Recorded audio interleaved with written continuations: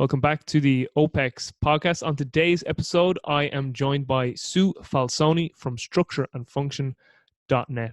On this episode, Sue and I discuss bridging the gap from rehab to performance. Guys, this was a great conversation with Sue. I know you're going to love it. Enjoy.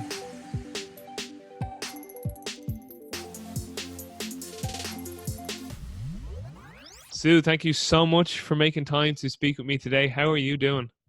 I am doing fantastic. Thank you so much for having me on. I appreciate it. Yeah, listen, it really is great to have you on. You're someone who I've a lot of respect for, and someone who I've actually really wanted to sit down and have a discussion with, be it in person or online as we are here right now. So, just for listeners who may not be familiar with who you are, give us your background and give us a good rundown of your background, everywhere from where you went to university to your whole career. Sure. Yeah. I grew up in Buffalo, New York, which is where I'm from. Went to a small college there called Damon College. That was my physical therapy school. It was an undergraduate degree, which definitely shows my age. And then I went on to do my graduate work at UNC Chapel Hill. And got my master's in human movement with a concentration in sports medicine. And then moved across the country very, very randomly in search of sun, and landed in Phoenix, Arizona, and then randomly met Mark Verstegen after I read an article in Sports Illustrated on Nomar Garcia-Parra.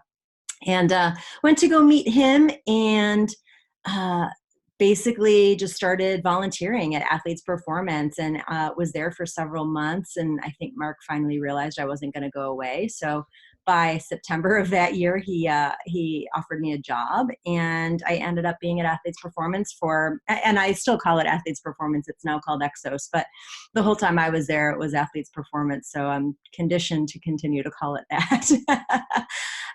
But I was there for 13 years. And during my time there, I had the opportunity to work with the LA Dodgers as well, and ended up working with the Dodgers for a total of 6 years.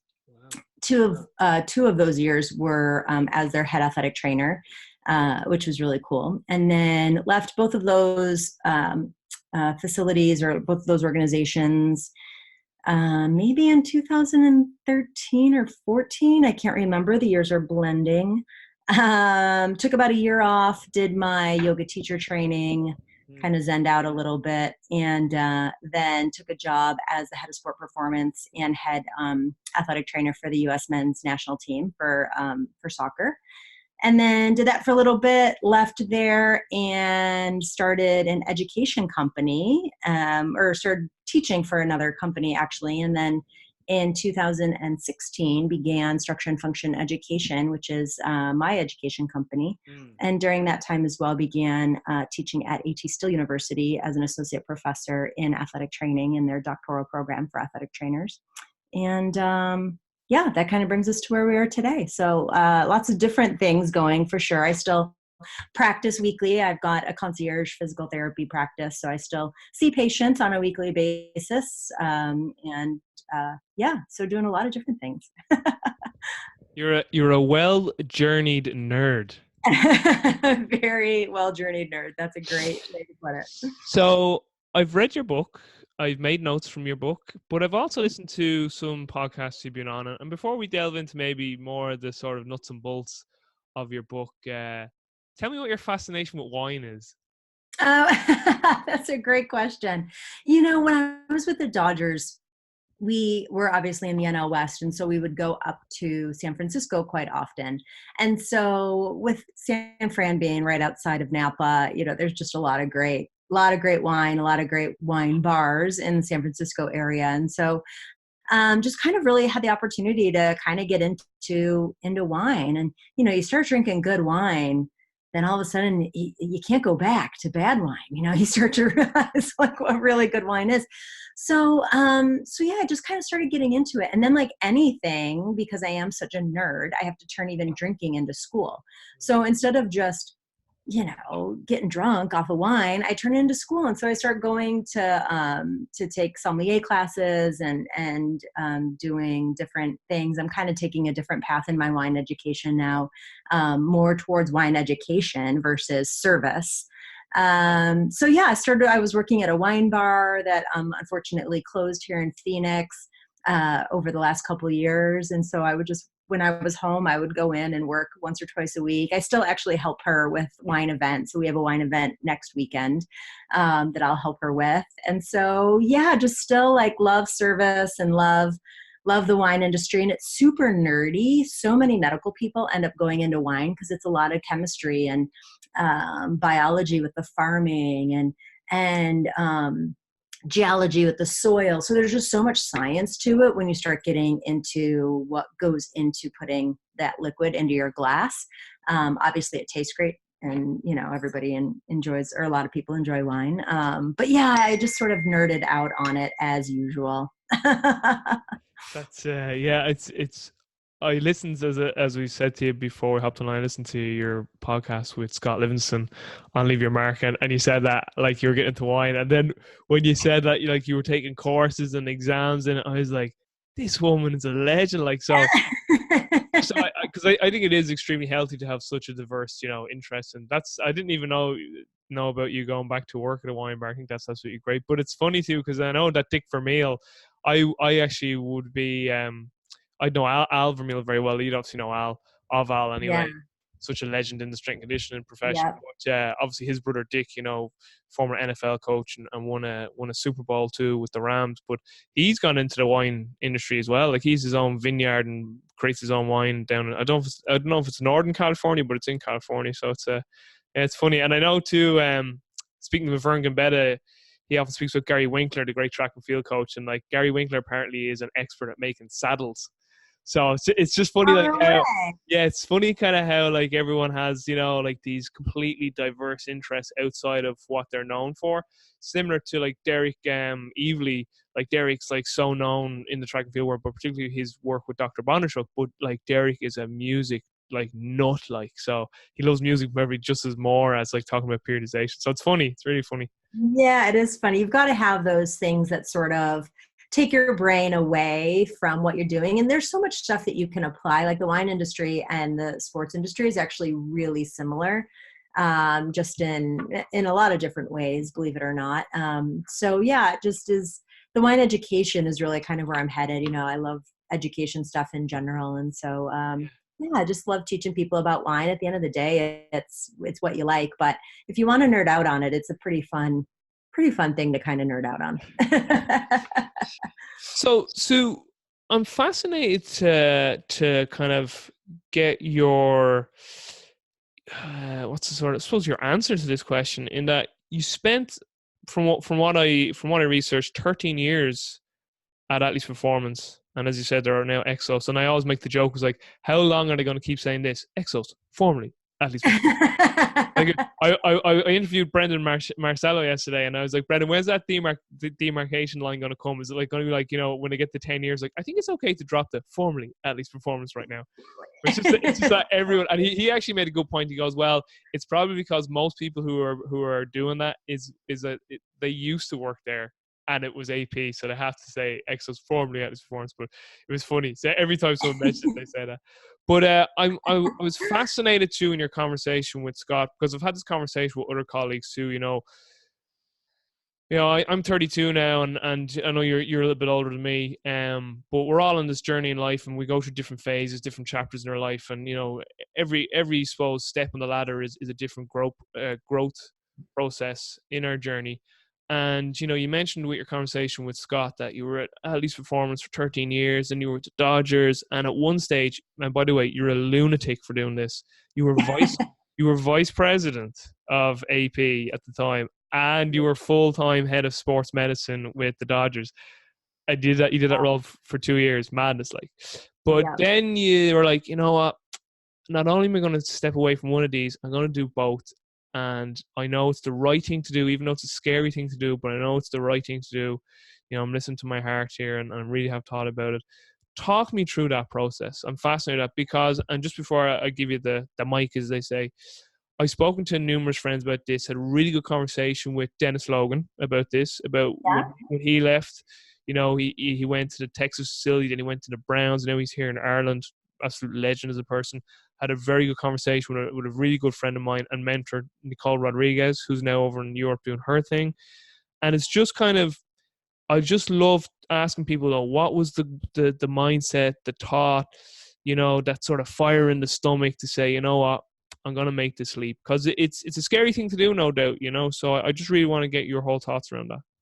Yeah, it's yeah, I love that you've had some great conversations with some great people and good friends of mine, which is so great. I love this industry and how we everybody you just mentioned, we all worked at AP together at one point, so that's pretty cool. Brandon and I actually shared an office together when I first started, which is so funny. So Brandon and I go way back. But yeah, I think everybody that you just mentioned there, and myself included, right? We all had to make hard decisions, and I'll admit, when I decided to leave the Dodgers first, and then there was that decision to leave Athletes Performance, and for the time after that, it was so hard. But the moments leading up to the pulling the trigger, so to speak, on those decisions, I just was really unhappy, and I thought, oh my gosh, I have two of the best positions in the world, and I'm not happy, right? I'm working like a dog, which is good, right? I love my work and I love what I do, but it was beginning to really define me in a way that I didn't know who I was without those jobs. And I struggled, oh gosh, I mean, for a solid 4 to 6 months, even after I left those positions, of really being able to define who I was, right? I was no longer Sue Falsone, head athletic trainer of the Dodgers, right? I was no longer Sue Falsone, vice president of Athletes Performance. I was just Sue Falsone. And I was like, oh, I don't even know who that person is. I don't know what I like, right? I didn't know that I liked wine. I didn't know that I liked learning to play the guitar. I didn't know I liked yoga, right? I didn't know who I was. I had an unbelievable career, which I loved, and I loved my patients. But, I woke up, I was 40 years old. I had missed a lot of things, right? As far as weddings and funerals and reunions and things that were, I think at the end of the day, right? At the end of the very last day, some things that I might regret missing. Although they were replaced with things that I would never exchange for, right? I had unbelievable experiences during those times of my life. So it's not that I would ever exchange for it, but I just thought, you know what, it's time. It's time to start to put some other things first, including myself. I didn't know what the chapter was going to hold. I sobbed my brains off for a really solid 4 to 6 months after I left those jobs. Because it was hard. It was really, really hard. And I wasn't sure if I was making the right decision, but it all worked out, I think, the way it was supposed to work out. I still have a roof over my head and I'm still feeding myself. So that's all good. But yeah, those were not easy decisions. And yeah, they were pretty gut wrenching at the time. Just before I move on, and again, it's up to you to how much you want to divulge, but what was that conversation like with Mark? Oh gosh, we were both he might be mad at me for time. We were both crying. He might not be happy that I shared that, but yeah, I mean, it was one of those things where, a super mutual breakup, right? Where you just know you both support each other and you love each other, but you can't be together anymore, right? If you've ever had that relationship. And it was just this is really best across the board, even though this is heartbreaking for us both. And I kept my office there, oh my gosh, for months. I think for at least 3 months I had my office there. And finally, after about 3 months, and I had a big office that, by myself. So and so I went to go pack up my stuff after 3 months, and Mark's like, "What are you doing?" And I said, I'm packing up my office." And he was like, "Why?" I go, "Mark, I don't work here anymore. I think you probably want to give that office to somebody else. It's a really nice office." He's like, "Well, you don't need to do that. You don't need to pack up your stuff." I'm like, "Yeah, I think it's time. I think it's time I pack up." Right. So I think both of us were just sort of in denial for a really long time after that. And, he obviously wrote the foreword for my book. I see him and his wife quite often. So obviously we're we're still friends and see each other. And, I just saw him this summer at Perform Better, which was wonderful. And so, it's all good. But yeah, it was so hard, I think, for both of us, right? I was with him almost from the beginning. I think I was his seventh employee overall. Brandon was his right hand man, number one, and I think I was number 7, right? So now they're a company of over 5,000 people, and so to just kind of be there from the beginning, I think it just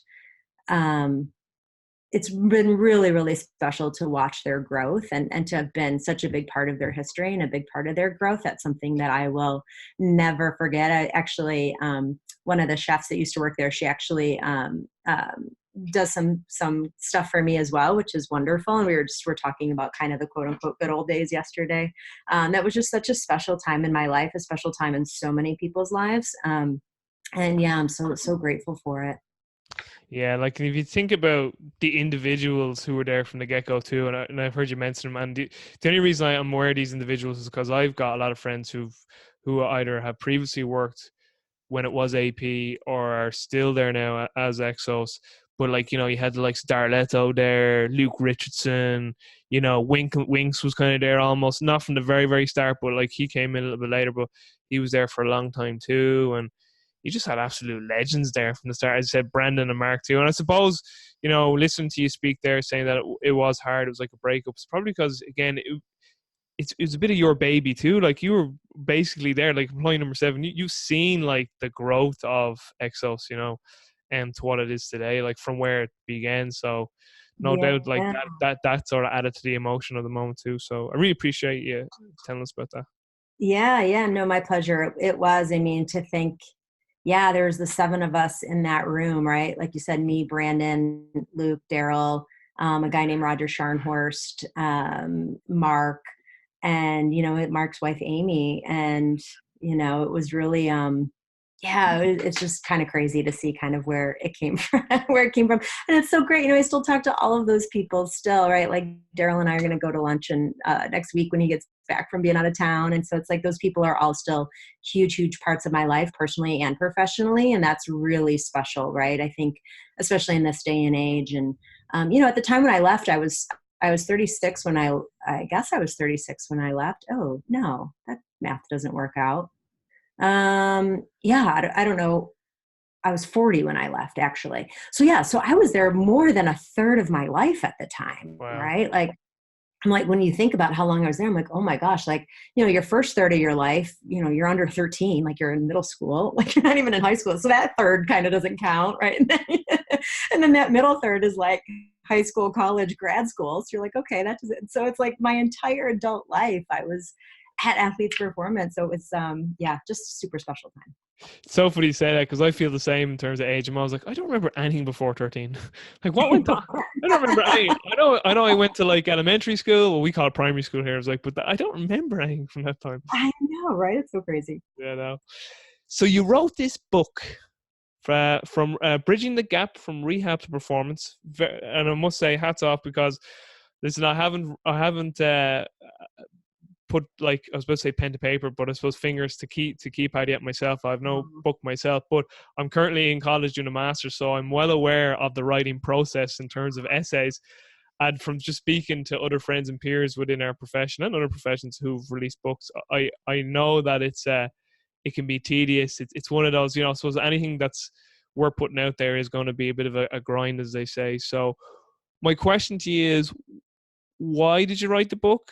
And also talk us through the process, because again, and people are going to think that, obviously I'm going to link up the podcast you done with Mark, on Leave Your Mark with Scott Livingston on Leave Your Mark, because that was one of the main ones I listened to. But you spoke about Laurie Draper's feedback, and she'd be like, now what I want you to do is put it away for 10 days. You're going to get upset. It'll be fine. You know what I mean? This should be here and here. And you just you felt like, oh my God, it's going nowhere. Like you're 4 drafts later and nothing's accomplished. So speaks about why did you want to write the book, and then get a little bit into the process. Because I can, just before I let you answer too, I remember asking David Joyce, I remember actually hearing, it was Daniel Lewendon, who was David Joyce's co-author with one of their books. They have 2 books out, but High Performance of Sports. And some guy asked, he asked Daddy Lloyd, he's like, what's your advice about writing a book? And he goes, don't. Don't do it. Yeah. So go Yeah, ahead. that would also be my advice. Yeah, the reason I wanted to write the book was because, yeah, I do live in all three spaces as far as athletic training, physical therapy, and strength and conditioning. And I think that's a really rare position to have lived in, right? Like I've been the strength coach, I've been the head athletic trainer, I've been the team physical therapist, I've been in season, I've been off season. And I don't say those things to pat myself on the back. I say those things because I think I have a really unique perspective that maybe not a lot of people do. And so I've really lived in that space where we have to take someone, like I'm the one running out onto the field to evaluate if they can continue to play. And then at the same time being in the weight room and sort of everything in between there, as far as, okay, what diagnostic tests do we need to do? Who do we need to refer them to? What other people do we need to bring in? What needs to happen with their nutrition and their sleep to optimize their recovery? How do we minimize lean mass loss during the rehabilitation process? And how do we even maybe maximize lean mass gain when they're in a boot or they can't do something, right? And so like taking in all of these physiological processes all at the same time, as opposed to just rehabilitating somebody's ankle, right? And so I think being able to have lived all of those positions give me probably a unique perspective that maybe not a lot of people have. And so I wanted to be able to share that with the world and really sort of selfishly kind of self-organize my thought process and where those things fit and how that truly happens, because people ask that question or they ask me to speak on that topic, and it is sometimes difficult to sort of organize your own thoughts. And that is the good thing about writing a book, is that it makes you organize your thoughts, and your editor, if you've got a good editor, which I had an unbelievable editor, and so they'll ask the questions that you think are so obvious, right? Like Lori would say something and say, I don't understand this. That doesn't make sense. And in my brain, I'm thinking, well, that's as clear as it can be. Like, I can't make it any more clear.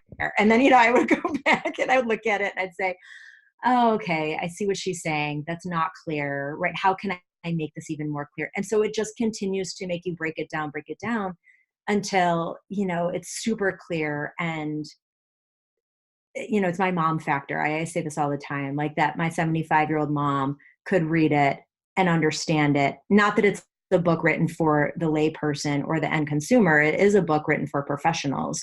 But I wanted to do it in a way because all professionals have different things, right? And so I almost wrote it, the beginning of the book is more rehabby. And I wrote that with the strength and conditioning coach in mind. Like, no one's going to buy my book to learn about periodization, like from a strength coach perspective.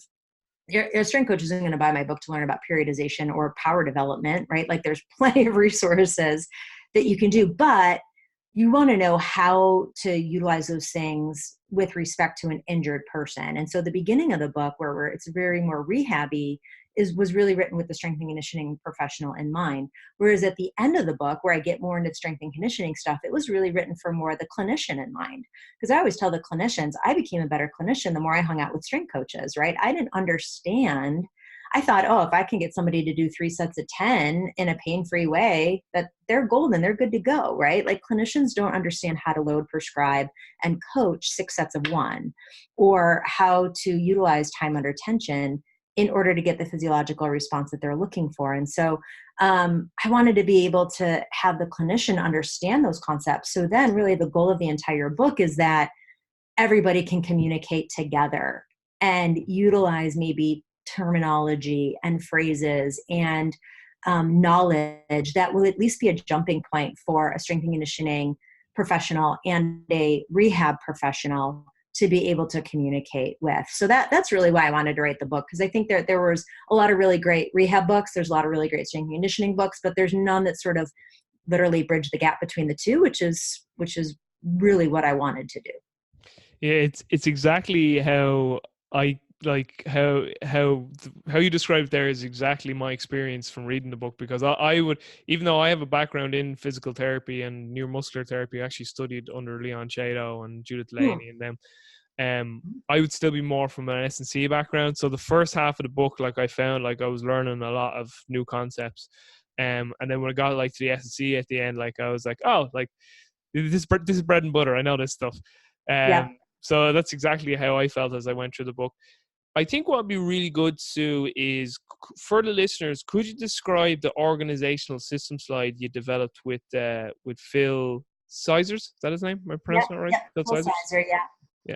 Yeah. Yeah. So Phil and I met years ago when I was with AP, and we, I'd been living in the strength world for so long. I wasn't really doing a lot of post-op rehab, and so there was this period of time where I wanted to get a little bit back into my physical therapy roots, and so I started taking a whole bunch of classes through the International um, Academy of Orthopedic Medicine, and so that's where I met Phil. And so he was coming from a very rehabby sort of place. And so as we developed a friendship and a professional relationship, we would talk a lot about what this really means, right? And so he was instrumental in really helping me get thoughts on paper and really collaborating in sort of that organizational system. And so it's one that really has stuck with me and that I've utilized ever since then, which was probably, I don't even know, 10 to 15 years ago.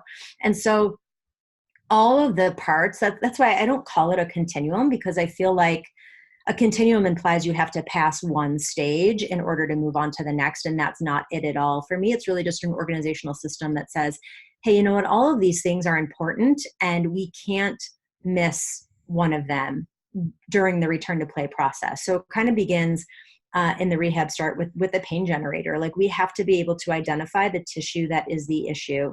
And there is some research that says it doesn't matter what the tissue is, right? Like that people are going to get better despite what the problem is. But I think there's also times, and I can clinically say that when we misdiagnosed somebody, and misdiagnosed meaning from a structural standpoint, then problems ensued and people didn't get better. I think it's very, very valuable to have an accurate diagnosis, a structural diagnosis up front, because it dictates everything else that you do. And I know that there is some research that would argue with that, but clinically and in my experience, I have definitely seen a misdiagnosis can take you down a really, really wrong path.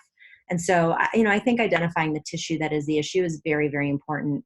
And then framing that within the motion segment, however you choose to define that. So the motion segment for me is really about the kinetic chain and kinetic linking. And these two things really go they go hand in hand for me as far as like cause versus source, meaning the pain generator is the source of pain, but how that's framed within the motion segment is the cause of that pain. And so I give several examples in the book about how those things go hand in hand. And we know these things, right? That maybe someone's elbow pain is caused from their shoulder dysfunction, or maybe their elbow pain is coming from something in their cervical spine. So just because the place where the pain is occurring, that doesn't mean that's where the cause of the problem is coming from. So I think it's very important to understand, evaluate, diagnose, and treat both cause and source of pain. And so that's really where the motion segment and pain generator come into play in the beginning of that model. Yeah. And then as we kind of move through that, the organizational system, we have that psychomotor control, or really kind of that neuromuscular aspect of things, where it really is brain-body connection. And if you've ever had a surgery, you probably can identify and looking down at your leg and being like, why is that muscle not contracting?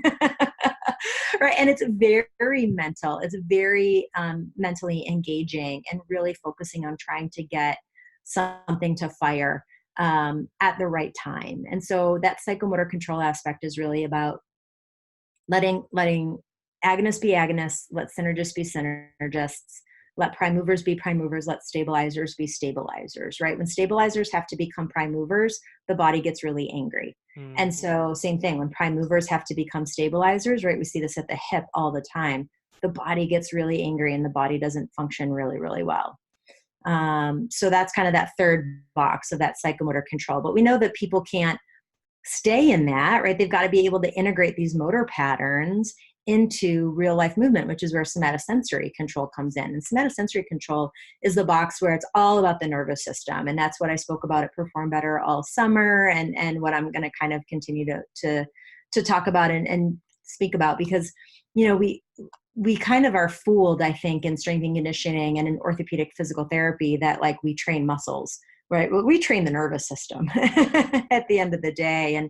And so, how we manipulate vision and the vestibular system and balance and proprioception and reflexes and cueing, and how do we respond from internal cues to external cues, right? And all the stuff that Nick is talking about, right? Like all that stuff kind of goes under this sort of nervous system stuff. But at the same time, we can't always be focused about that, right? There comes time where it's like, hey, pick this heavy thing up off the ground, put it back down, and then let's do it again, right? Which is the next box of fundamental performance, right? Where it's just about, okay, let's kind of leave the concepts of the nervous system behind, and let's lift, right? Let's get strong, and then let's get powerful. Because at the end of the day, for the majority of athletes that I work with, it's not necessarily about brute strength. It's about being able to move and to be strong in a short period of time, right? Which is sort of that kind of concept of expression of power. So wanting people to not only be strong, but to be powerful. And so that's really where that fundamental performance box comes into play. It's about strength and power development. And then that fundamental advancement is, how do we take that power and express it in fundamental athletic movement? So talking and breaking down linear movement and multidirectional movement and jumping and landing, and being able to not only do all of those fundamental athletic movements, but then how do you transition from any one of those movements to any other movement? Because that's really what athletic movement is that kind of combination of all those foundational things. And then that last box of advanced performance is, how do we take all of those athletic movements and apply it to our specific sport? And so people will ask, like, how do you go from, because at this point I've spent time in international soccer, Major League Baseball, the NBA, and the NFL in season. And so people are like, how do you league hop? For lack of a better phrase. And it's because all of the boxes stay the same. It's just that last box of advanced performance that changes, right? Because I've got to know how to apply that to American football or soccer, or I've got to be able to apply that to baseball, right? That's where all of those sport specific things change, and my language changes. And, I have to spend time with the coaching staff and the technical staff, and figure out how to kind of get them to express and to help support them in their specific sport. So, all of those things are super important. We know there's plenty of people playing their sport that maybe don't have the best, right? They're compensating their way through, and that's okay. That's why I'm saying it's not really a continuum. It's more of just sort of this organizational system, that all those things are important to make sure that we're hitting and addressing as we're moving somebody from table to field. Yeah, that was one part in the book I really appreciated, where you were like, listen, like the reason I didn't call this a continuum is because like that would make it like ideal. And I could tell by the way you wrote this, like, this is a person who has spent time in like coaching and in sport, like you, like someone who's been in the trenches. Because I was like not along going, yep. So basically you're saying like, listen, the reason why this is the continuum is because that would be saying, oh, it's ideal, and like we know sports ideal that athletes compete in pain all the time. Right. It's just a nature of the beast. And it's so funny because like, listen, I love the FMS. And not even going to get into those conversations anymore when people just listen. It's just a tool. It's just a tool in the toolbox, people. But like, I mainly worked with the Irish sports here, so hurling and Gaelic football. And so, like, if you were to take the mean score of a group of 30 players, there's usually around 30 players you have on a team, like the mean score would have been about 5. Like that's because literally, like, I was getting athletes coming into me like, and like their shoulder had pain, so that was a 0. They'd hip pain, well then leg raise, and sometimes on the clearance test for rotary stability, 0. You know what I mean? Yep. Sometimes on the back, on the extension test for push up, 0. They pain and extension. So like they're getting all these zeros, and I was like, yep, he's a 5 in the FMS, he's a 4. And I was like, yeah, but they still have to go out on Sunday and play. So when you wrote that in the book, I was like, yes, this is a person who has been in the real world as well. So I was appreciating that as well. Just within your system, so I just have some continual questions. There was a really good example in the book you gave, going back to pain generator and the source versus the cause. And you were like, I had this intern and he evaluated a knee, and I said, well, what did you find? And he goes, oh, the patient or the athlete, they had dysfunctional hip mechanics, and there's stuff going on at the foot, and a few other things. And you were like, and did you look at their knee? And they're like, but the knee isn't the problem. And you're like, yeah, but did you look at their knee? So can you maybe, cause I thought that was really good. It's kind of like the pendulum swings so much, you know, that when someone comes in with shoulder pain or knee pain, like you were kind of like, it's still okay to give the person some relief where they're feeling pain, even though we know that most of the time isn't the cause unless it's a traumatic injury. So maybe just touch on that a little bit. Yeah, yeah. I vividly remember that day with that intern, and yeah, I think in this day and age of sort of functional training, um, and the sort of diagnosis inclusive portion of what we do, right? Like, yeah, everybody gets core stability, everybody gets rotator cuff strengthening or scapular stability, or scapular stabilization exercise, whatever you want to call it, right? If they have a shoulder problem. But it's like, what about the diagnosis specific stuff, right? And that client specific stuff. So there's these other different sort of phases in that organizational system of being able to identify both a functional and structural diagnosis. And so I think being able to have that functional diagnosis of, yeah, his lumbopelvic hip complex is weak or his foot, whatever, like, okay, great, that's his functional diagnosis. But what's the structural diagnosis? And it's okay to make your client feel better. Like there's huge value, right? So like in that example, the patient came in with knee pain and the intern looked at everything but the guy's knee, which I appreciated that he was trying to be global. But at the end of the day, that knee is attached to a human being, and that human being needs to understand that you heard their complaint and that you're paying attention to their concern, right? Their concern isn't their hip stability. Their concern is that their knee hurts them. And there's a value in saying, not in so many words, but like, I hear you. I hear your complaint. I'm going to make your knee feel better, right? So maybe we do things like a hot pack, right? Or like we can't even get into the discussion about what ice does, or like the whole ice thing. Like if someone's in significant acute like pain, I put an ice pack on them all the time because that's the human thing to do to make them feel better, right? And so let's remember that these body parts are attached to human beings, and that when you can just physically make somebody feel better, whatever therapeutic intervention you use, right? Whether that is light touch or some type of massage that's not even really super targeted, right? Like soft tissue work, but like just putting your hands on people and giving them confidence that you have heard them. And that, because you're probably one of the first healthcare practitioners to really hear them and hear their complaint, and to value that you understand that is what's bothering them. Like there's a lot of value in just making your patient feel better. And I Yeah. think we kind of gloss over that in this day and age of functional training. What kind of comes to my mind too is, like the young kid who falls over and hurts their knee and they go in crying to the mother, and the mother lifts them up and puts them up on the worktop, and she, gives it a little bit of rub with, a cloth, Yeah. and then she kisses it. Yeah. And then the knee's fine again. Do you know what I Yeah. mean? It's kind Yep. of like, they just needed that emotional attention, and as you just said there, a little bit of touch and a bit of like, it reminds me of that too. It's amazing, like just like with the kid. There's a funny story too. My mother used to work in a shop, like a local shop, and that happened one day. A kid came in crying, like a young boy, like he's only, 3 or 4, and he hurt his knee. And my mother, like, she's typical Irish mother, she'd love every kid, So she gets the little fella and brings him up to into the shop, like on top of where people buy their groceries, like, and she gives him a lollipop and she cleans the knee and she puts plaster on it, she kisses it, and then the little boy and his family, they went on holidays then, like the following week or whatever, and then his dad came into the shop when they got back from holidays and goes to my mother, "I could kill you." And she goes, "Why?" He goes, I can't remember the kid's name. He's like, such and such fell on holidays, and he would not stop crying. And he said, my mother's name's Siobhan. So he's like, "I need Siobhan. I need Siobhan." Because yeah, he thought like she made the knee better, because he hurt his other knee or knee again. It was Oh, that's so sweet. Oh, that's so God. sweet. But But right, like he attached to her, like because she took the time to like just yeah, make him feel better.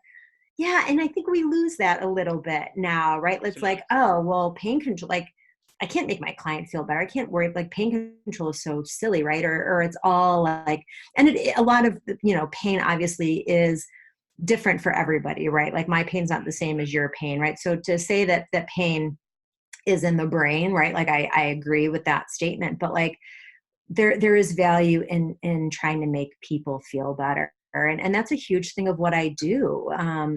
People always ask, and I'll admit I get some pretty cool gigs at this point in my career, which is nice. And I'm working with some great people, and people are like, man, you must be the best like physical therapist or athletic trainer ever. Like, how do you get some of these gigs? And I'm like, I'm not trying to be self-deprecating. I'm really not that great, right? But what I think what I do, because people are like, well, what's the most important part of your assessment? Honestly, the most important part of my assessment is my subjective. I sit with my client for probably 30 minutes before I even, if I can, right, or however long it takes, and ask them every single question. Like, and I don't even start with their knee. I'm like, where are you from, right? Like, are you married? Do you have kids? Where are your parents? Are they around? Like, I get to know them as a human. And then, okay, like, let's talk about like what's bothering you. And all right, so yeah, I know I'm here for your knee. Okay, great. Like, what else is bothering you? And they're like, oh, and so my subjective takes a really long time, and I ask them, like, what has worked in the past? What hasn't worked in the past?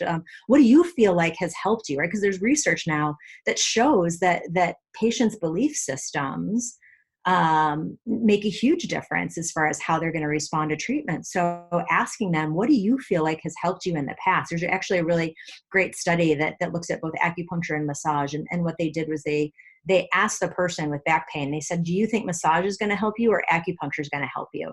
And if the person said, I think acupuncture is going to help me, and then they were randomly assigned to the acupuncture group, those people, I forget the numbers, but it was like 86% of those people got better. Whereas if they said, I think acupuncture is going to help me, and then they were assigned to the massage group, only like 60 something percent of those people got better. Yeah. So their belief system and what they think is going to make them feel better is huge. So I asked them, like, what has worked for you in the past? What do you think, what hasn't worked for you in the past? Because if someone tells me, oh yeah, I've had cupping done in the past, it didn't really work. Well, guess what? Cupping is not one of the first things I'm going to go to then, because they already have a negative perception on that modality, right? Like, I don't care. I can use whatever modality or whatever thing that is in front of me. It doesn't matter. But that patient's belief system is a huge thing. And so I always want to know what their thought process is there. So my subjective and really getting to know them as a human, getting to know what their concerns are, is invaluable to me and my objective, quote unquote, objective assessment. Couldn't agree with you more. And I know some people, who consistently listen to this podcast, they might roll their eyes now because I've been mentioning this book so much over the past year, but it's just been like I don't read books, I study books. That's what I always say. So I've really in-depthly studied this book, and it's Behave by Robert Sapolsky, because I'm fascinated with human behavior. Like, I'm just fascinated. I'm writing that down. Behave. Oh, phenomenal. Now get ready, Sue. It's a commitment. It's almost 700 pages, and it's okay. And it's dense. Like, so just to give you an idea, I read through it the first time, and the second time I went through it, I wrote over 200 A4 handwritten pages. So chapter by chapter. Yeah, but it was so worth it. It was so worth it in terms of my understanding. Like, I have a pretty good encyclopedia summary of that book, like a very good understanding. What I will say is you should just send me the summary. Yeah, listen, just send me your I will. No, but like, I can give you like the basic summary of the, like, what the tenets are from each chapter. But his whole course his whole course is free on YouTube, and the book kind of complements that. Now, if you want to do the real quick one, his TED Talk, you can get it all there as well.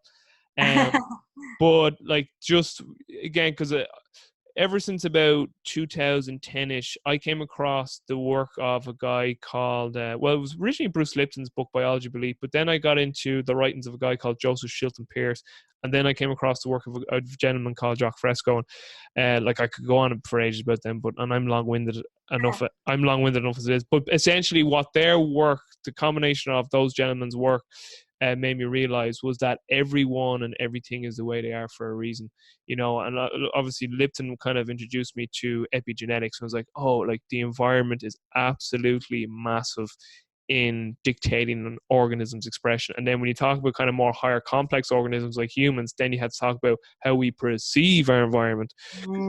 As the rebuttal you usually get from people when you say to them, oh, it's all environment, they go, yeah, but how did two people from the same family end up being so different? One's a drug dealer and one went to Harvard. It's like perception of the environment is very, very different. Right. So, Right. Yeah, it's so true. and the reason I bring that up is because I think, as we've just alluded to there now with our just recent conversation there about like people's perceptions around, you had the acupuncture and massage therapy there.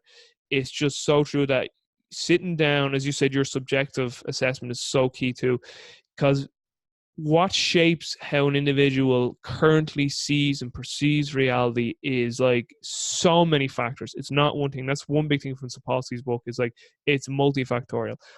This is me now personally, I break it into like chronic factors, which are essentially like these long-term factors that kind of dictate your traits, your trait.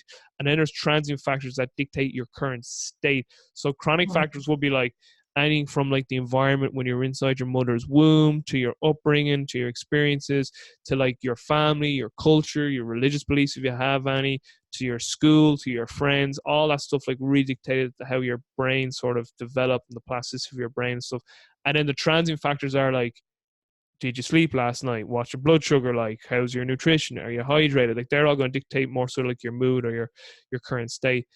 And like the appreciation we need to have for that in terms of how someone's going to respond to an input like a therapy or a strength and conditioning program is just so huge. So I think trying to understand why people are doing in terms of their behavior and peel back the factors that determine somebody's personality trait and their current state is so important. It really is so important. And one Yeah, that's really neat. yeah, and just one final example, just to give you like my therapeutic example, I fully concur with you in asking like, the athlete or the patient, like, what treatments do they like or don't they like or has worked.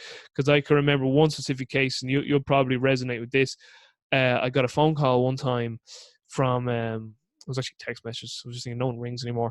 But this girl who plays in a football team here, this was a few years back, and she was like, my calf, I like it's very sore. And the girls and team tell me that you needle. I do dry needling like Yeah. yourself. And she was like, and they say it's very good for calves. And she's like, but I don't like needles. But what, like, will you needle my calf? So I said, listen, come down tomorrow to the facility and I'll look at it. And then walked in, and she just had a little tweak in her calf, why not? And this was on a Tuesday. And so she says she was kind of real nervous about needles already. Do you know what I mean? So she was like, the girl said needling's very good for it. Like the girls in the team said to her, and she's Sure. like, do you think it will work? Like, I'll do it if you think it'll work. And I was just in my head, I was like, there is no chance I'm putting a needle in this girl. Right. because already she's freaking the fuck out here. So I was like, I won't say her name, but I was like, listen, now I'll have a look, and then I just like, she just basically had like some balled up tissue, so I just basically massaged it, a little bit of ART, a little bit of stretching, and then she came back Thursday, and she was like, my calf is brilliant. What did you do? And I was just like, it was purely like, it was just that, again, someone gave her attention. I was like, no, we won't need to. I think I'll be able to do this. Like, I was like, to her, I was like, I think we'll do this. We could do this without a needle. And she was like, really? I was like, yeah, I don't think we'll need needles. Like, in my head, I'm like, just no. You're like, this is everything that could go wrong will go wrong. Absolutely. So Just listening. Yeah, just that in itself is just so important. Yeah, like she just needed someone to listen, put hands on, saying this will be fine, because she had a big match like that weekend, and she just needed someone to reaffirm your calf will be fine. You know what I mean? Yeah. Just, so I think that's so important. Yeah, it's super important, right? There's that psychology and the physiology, right? We've got to be able to match both of those. It's not just about psychology. It's not just about the physiology. It's about both. And so how do we manage, both of those things really? Sue, I have a ton of other notes taken from your books, but like I'm on a time crunch, you're on a time crunch, and there's just one or two other things I'd love to get your answers from. One thing I will say is I very, very much, it was so funny because as I was reading your book, I was asking myself questions, and then later on in the book I was like, oh, she did write about this. Like, so as I was reading your book, I was like, I wonder if I wonder, does she incorporate dynamic systems theory into her rehab, or like what does she do for like skill acquisition and bringing people back to that random chaotic environment that is the majority of sports.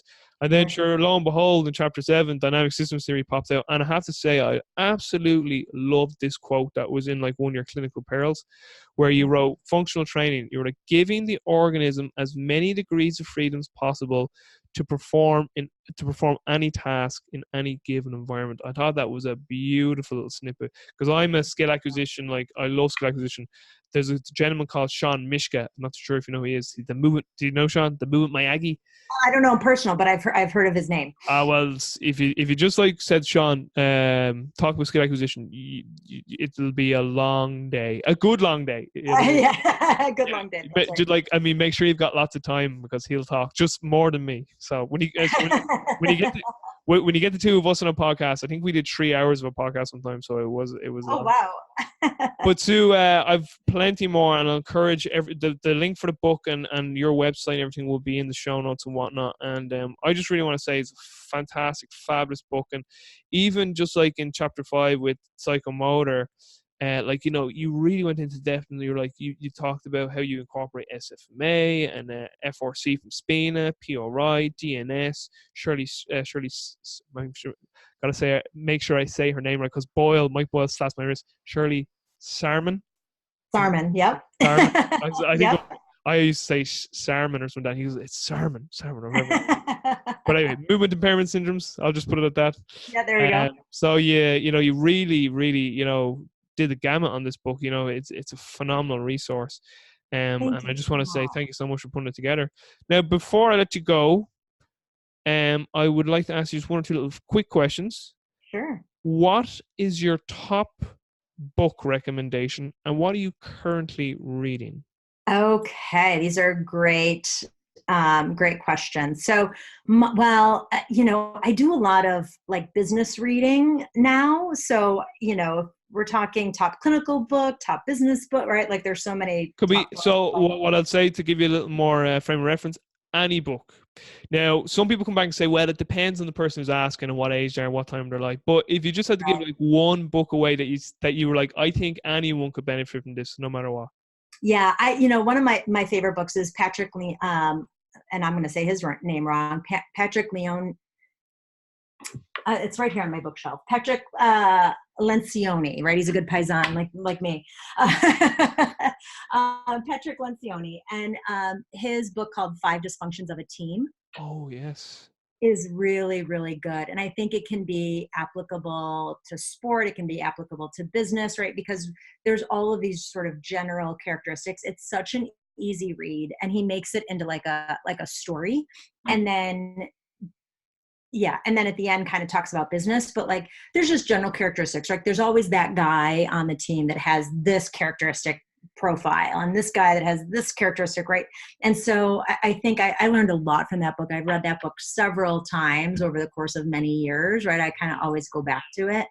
And how sometimes like there's just members of the team that don't belong, right? And they bring the entire team down. And we've seen that in sport. We've seen that in business, right? Where, you know, even if it's the best person on the team, right, you get rid of that person and then the rest of the team just flourishes because that one person was just being so disruptive. And so, but that's hard sometimes to make that decision to let your best person go. And so I've learned a lot of lessons from that book. So I think that's probably my favorite book overall. And he's one of my absolute favorite authors. And then what I'm currently reading is a book called Deep Medicine. And it's about how artificial intelligence is going to put the human element back into patient care. Right. So I just got appointed to the artificial intelligence team at A.T. Still University. And so I don't even know exactly what that means yet. But yeah, so at the university, we're kind of looking at this concept of artificial intelligence and what does that mean in healthcare. And this book is really about how do we utilize artificial intelligence, not to make a more accurate diagnosis or to make, or to necessarily sort of,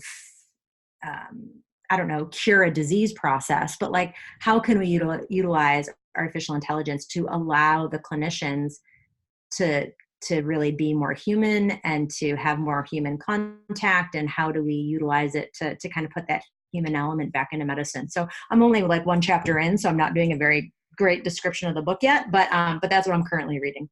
Man, I honestly, I could wrap on that with you for a significant period of time too, but again, I'll stop. I'll stop right here. We'll do a part two. Absolutely. Somewhere along. So I got two more quick ones for you. How do you learn? What is your learning process? I'm fascinated with how individuals learn and master topics. Yeah, it's funny, and I feel bad saying this on a podcast because I know you have a great podcast, but like I have a hard time when I'm just listening because my brain goes into like 25 different things, right? Like I have to be able to watch a video, or even reading like all the books that I just said, like I actually have the physical book. I can read fiction on my Kindle, but when I'm learning, I need to highlight, I need to underline, I need to touch it, I need to see it, I need to be super tangible with it. So things like reading on the Kindle or just listening without something visual to accompany with, I have a hard time that way. So I'm super, super tangible, got to get my hands on it, make it be physical, and be in front of me. That's definitely the best way that I learn. Just literally finishing this book, just before we hopped on, I just finished it, Make It Stick. So the Science of Successful Learning, that's a phenomenal book. So the basic takeaways of that are like key things are retrieval, elaboration, and generation. So what they mean is when you learn something, leave a little bit of time and then force yourself to retrieve it, because that helps, in terms of myelination in your brain when you have to force yourself to like retrieve the information. Elaboration is when you put things into your own word and you combine it with prior knowledge so you can make it understand better. And generation is very clever. They talk about like get the questions before you study and try and generate answers and then go study the material. So you're like, oh, like didn't know that. The answer to that now I know, and stuff like that. But their big thing is quizzing too, like constantly doing tests. They're like, you need to learn and then do tests. And their whole thing is like not a test in that like this is like the big end of year test. You're like, read a chapter, then test yourself, and then go back to see what you did know and didn't know. Because they talk about the illusion of knowledge, which is rereading. You read something and they say rereading makes you feel like you learned it, but you didn't. They're like, you have to test. Like, so there were some of the big takeaways. That's interesting. It's a really good book. It's easy to read too as well. All right, I'll put that on my list too. That list is just getting bigger and bigger. Like all our reading lists. I know, right? So final one, I'm going to take you for dinner, and I say to you, you can invite 5 people to this dinner. And these 5 people, they can be dead or alive. They can be real people or fictitious characters. Who would you bring to this dinner, and why would you bring them? Ooh, okay. This is a really good one. Yeah. Okay.